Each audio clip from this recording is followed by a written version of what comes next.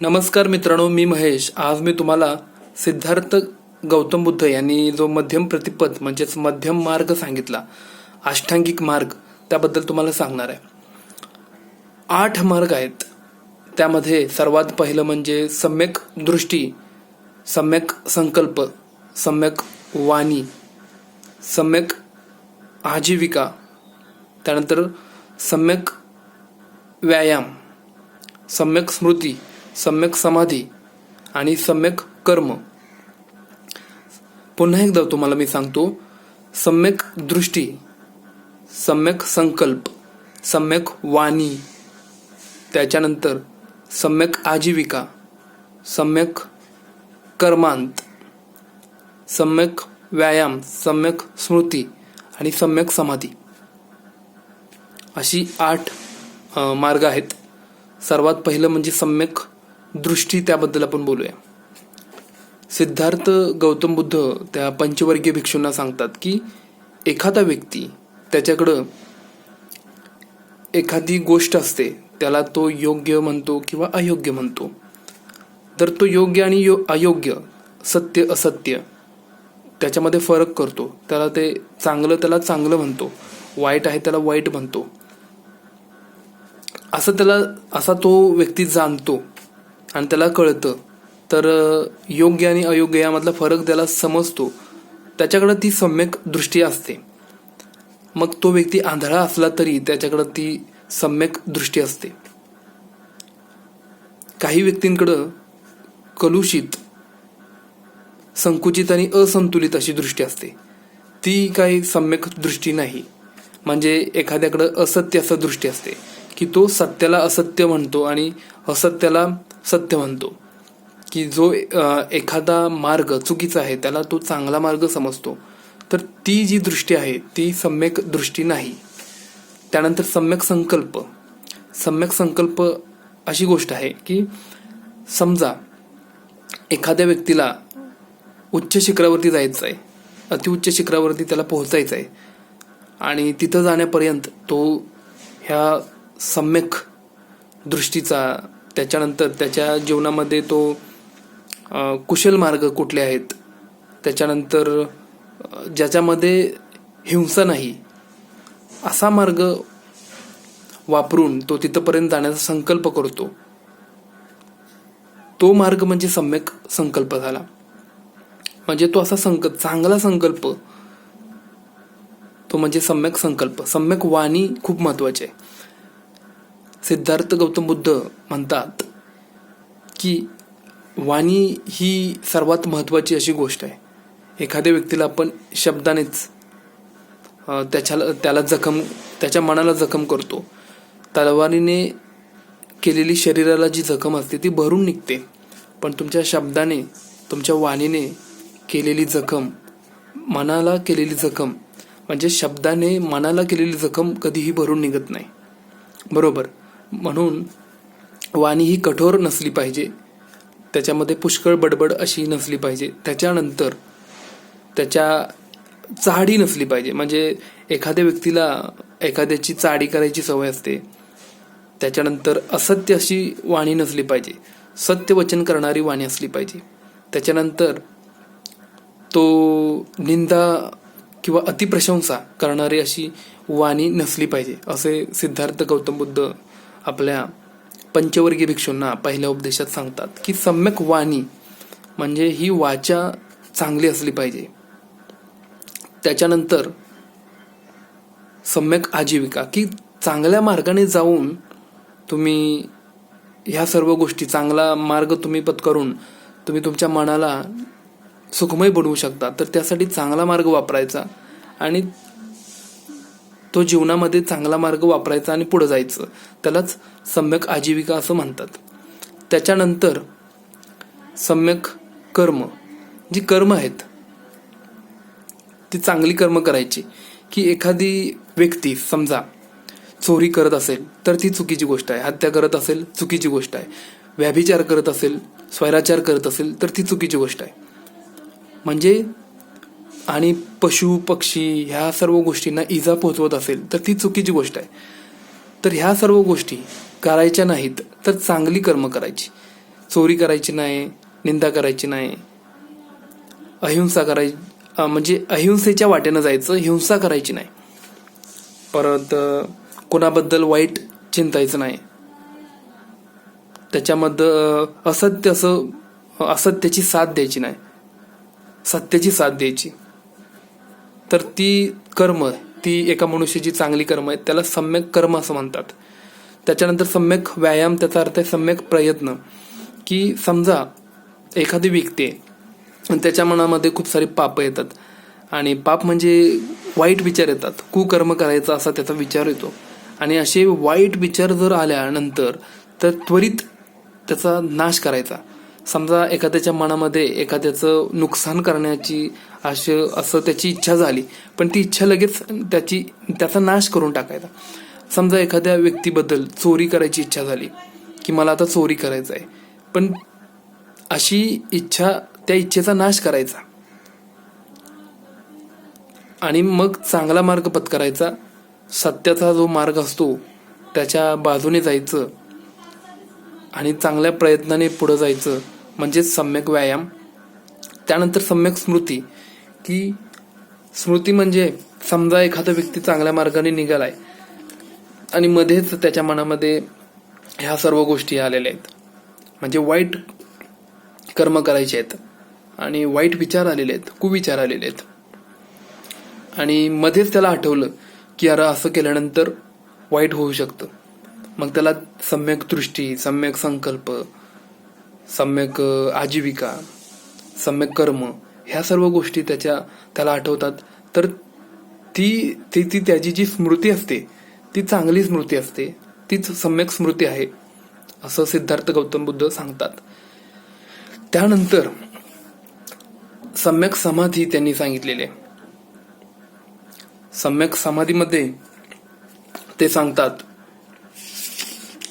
की सम्यक समाधीमध्ये सिद्धार्थ गौतम बुद्ध यांनी जे पहिलं ज्ञान केलं होतं, म्हणजे पहिलं जे ध्यान केलं होतं, त्यांना जे ज्ञान मिळालं त्याच्या आधी जे पहिलं ध्यान केलं होतं, ज्यावेळी वडील त्याचे हल चालवित होते आणि जांभळ्या वृक्षाखाली त्यांनी जे पहिलं ध्यान केलं होतं, आणि त्या ध्यानातून त्यांनी काय केलं तर त्यांच्या मनामध्ये जे आसक्त विचार होते, जे कुविचार होते, जे वाईट असे विचार होते, तर ते सर्व त्यांनी काढून टाकले. त्यासाठी जे ध्यान केलं होतं त्यांनी काय केलं, त्या ध्यानातून त्यांना काय मिळालं तर त्यांचं मन संतुलित झालं, मन शांत झालं, त्यांच्या मनातून कुविचार निघून गेले, वाईट विचार, दुष्ट विचार निघून गेले. हे सर्व दुष्ट विचार कशामुळे निघून गेले तर ध्यान केल्यामुळं. तर असं ध्यान करायचं आणि त्यालाच ते ध्यान करायचं, त्यातून जे वाईट विचार निघून जाणार आहेत आणि तुमचं मन नियंत्रित होणार आहे, त्याला सम्यक समाधी असं म्हणतात. आता आपण सर्व अष्टांगिक मार्गाबद्दल सांगितलेलं आहे, की पुन्हा एकदा मी तुम्हाला सांगतो. सम्यक दृष्टी, सम्यक संकल्प. सम्यक दृष्टी म्हणजे चांगल्या, योग्य आणि अयोग्य यातला चांगला फरक काय आहे त्यातला फरक समजून घेणे. सम्यक संकल्प, चांगला संकल्प करणे, चांगल्या मार्गावर जाण्याचा चांगला संकल्प करणे. आपली जी वाणी, सम्यक वाचा म्हणजे चांगले शब्द वापरायचे. एखाद्याच्या मनाला त्रास होईल असे शब्द वापरायचे नाहीत. चांगली कर्म करायची, सम्यक कर्मांत. सम्यक आजीविका म्हणजे चांगल्या मार्गाचा वापर जीवनात करायचा. त्याच्यानंतर सम्यक व्यायाम, प्रयत्न चांगले करायचे. वाईट विचार आले की त्वरित त्याचा नाश करून टाकायचा. हे सर्व चांगल्या मार्गाने जर जात असेल आणि मध्येच त्याच्या मनामध्ये कुकर्म येत असतील तर त्याला लगेच त्याच्या स्मृतीमध्ये आलं पाहिजे की हा अयोग्य मार्ग आहे, आपण योग्य मार्गाने निघालोय तिथेच जाऊया. अयोग्य मार्ग आहे, जी कुविचार आहेत ते निघून गेले पाहिजेत. आणि ते निघून जाण्यासाठी आधीच्या जे 8 मार्गापैकी जे मार्ग सांगितले ते त्याच्या ध्यानात आले पाहिजेत. ही झाली सम्यक स्मृती म्हणजे जागरूकता. आणि सर्वात शेवटची म्हणजे समाधी, की ध्यान आणि आसक्त विचार, ध्यान करून आसक्त मनामध्ये आलेले विचार कुकर्म, त्याच्यानंतर कुविचार, जे चुकीचे विचार आहेत, जे असत्य असे विचार आहेत, जे वाईट विचार आहेत, ते काढून टाकण्यासाठी ध्यान करायचं, सम्यक समाधी. हे आहेत अष्टांगिक मार्ग. आणि ते सर्वात पहिल्यांदा सिद्धार्थ गौतम बुद्ध यांनी, पहिले जे पंचवर्गीय भिक्षू होते, ऋषीपत्तन, मृगदाय, सारनाथ, या ठिकाणी त्यांनी त्या पंचवर्गीय भिक्षूंना उपदेश केला. आता तुम्हाला मी ब्रह्मचर्य याची संज्ञा, ही जी संज्ञा आली त्याबद्दल मी तुम्हाला सांगणार आहे. ब्रह्मचर्य काय असतं, की एकदा तथागतांना भिक्खूंनी प्रश्न विचारला की ब्रह्मचर्य काय आहे. तर भिक्खूंना त्यांनी उत्तर दिलं की ब्रह्मचर्य म्हणजे जो व्यक्ती आपल्या जीवनामध्ये अष्टांगिक मार्ग वापरतो त्याचं ते जीवन म्हणजे ब्रह्मचारी असतो. हा आर्य अष्टांगिक मार्ग हेच ब्रह्मचर्य आहे, असं सिद्धार्थ गौतम बुद्ध आपल्या भिक्खूंना सांगतात. आता सर्वात महत्वाचं म्हणजे अष्टांगिक मार्ग, मंगलाष्टक आणि मंगळसूत्र यामधला फरक मी तुम्हाला सांगणार आहे. अष्टांगिक मार्ग, मंगलाष्टका आणि मंगळसूत्र यातला फरक. लग्नामध्ये मंगलाष्टका म्हणायची जी पद्धत आपल्या हिंदू समाजात आहे, तर त्रिपिटकामध्ये मंगल हा शब्द अंधश्रद्धेच्या पद्धतीने आलेला नाही. म्हणजे लग्नामध्ये मंगलाष्टका म्हणतो, ती ही जी हिंदू समाजात जी प्रथा आहे त्यामध्ये ती मंगल हा शब्द अंधश्रद्धाच्या पद्धतीने आपण वापरलेला नसून तर एखाद्याबद्दल सद्भावना व्यक्त करण्याच्या हेतूने वापरलेला आहे. तर ही जी मंगल हा शब्द आहे तो त्रिपिटकातून आलेला आहे. मंगल हा शब्द त्रिपिटकातून आलाय आणि अष्टक हा शब्द अष्टांगिक मार्ग आहेत. म्हणजे अष्टांगिक मार्गाचा द्योतक आहे. म्हणजे मंगल अष्टक म्हणजे एखाद्याचं चांगलं व्हायच्या पद्धतीनं, जे चांगलं व्हायचं यासाठी आपण मंगल हा शब्द वापरतो. आणि अष्टाक म्हणजे अष्टांगिक मार्ग. तर मंगल अष्टका त्याचा अर्थ झाला की सद्भावना व्यक्त करण्याच्या हेतून ते अष्टांगिक मार्ग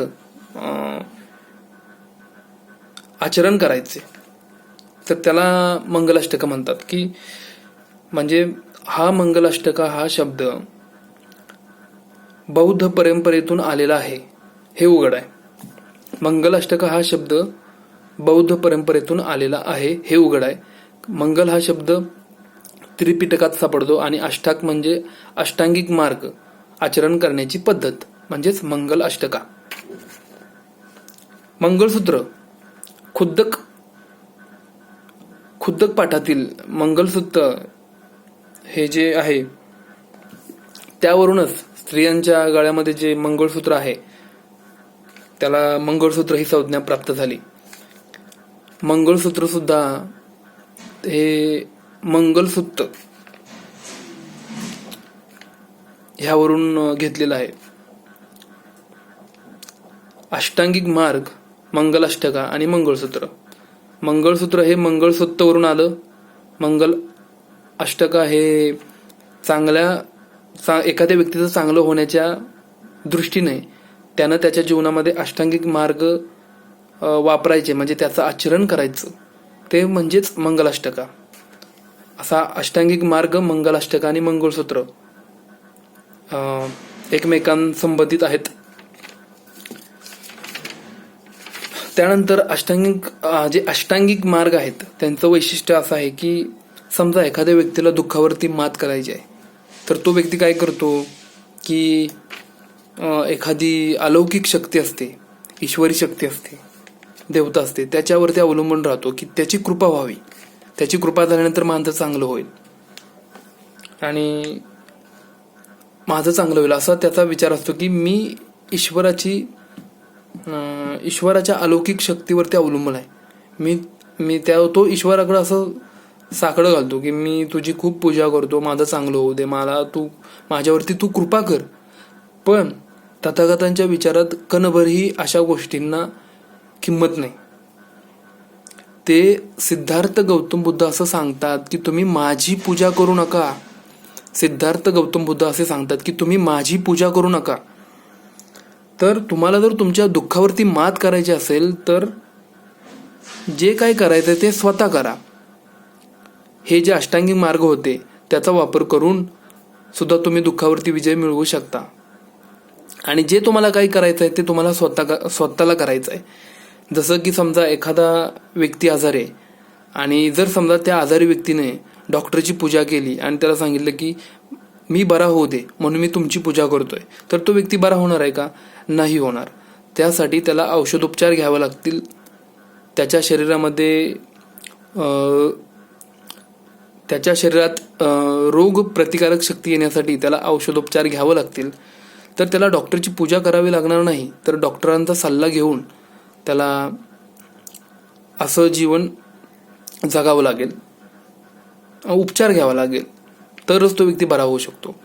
म्हणजे सिद्धार्थ गौतम बुद्ध सांगतात की तुम्ही माझी पूजा करू नका, तर विचारांवरती आचरण करा. असं ते शेवटपर्यंत सांगत होते की पूजा करण्यापेक्षा विचार खूप महत्वाचे आहेत. विचारांवरती आचरण केल्यानंतर तुम्ही स्वतःहून तुम्ही दुःखावरती विजय मिळवू शकता. मग तुमचा विजय हा कोणीही हिरावून घेऊ शकत नाही. ना कोणी देव तुमचा विजय हिरावून घेऊ शकतो, ना ब्राह्मण तुमचा तो विजय हिरावून घेऊ शकतो, ना कोणता श्रमण किंवा कोणी एखादा व्यक्ती. की तुम्ही स्वतःहून तुमच्या दुःखावरती विजय मिळवायचा आहे. कोणताही ईश्वर मदतीला येणार नाही, कोणताही तथागत तुमच्या मदतीला येणार नाही. त्याच्यानंतर कोणतीही अशी अलौकिक शक्ती तुमच्या मदतीला येणार नाही. तर विचारांचं आचरण करा, व्यक्तीची पूजा करू नका, असं सिद्धार्थ गौतम बुद्ध यांनी आपल्या भिक्खूंना उपदेश केलेला आहे की व्यक्तीची पूजा करण्यापेक्षा व्यक्तीच्या विचारांवरती जाऊन त्याचं आचरण करणं खूप महत्वाचं आहे. असा सिद्धार्थ गौतम बुद्धांनी पंचवर्गीय भिक्षूंना अष्टांगिक मार्ग सांगितला होता. आता मी तुम्हाला पुढच्या भागामध्ये 4 आर्य सत्य आणि त्याच्यामध्ये हे जे उपाय आहेत अष्टांगिक मार्ग, त्या 4 आर्य सत्यांपैकी हे जे 8 अष्टांगिक मार्ग आहेत ते उपाय, ते शेवटचं ते सत्य आहे, ते मी पुढच्या भागात तुम्हाला सांगणार आहे. धन्यवाद. जय भीम, जय जिजाऊ, जय शिवराय.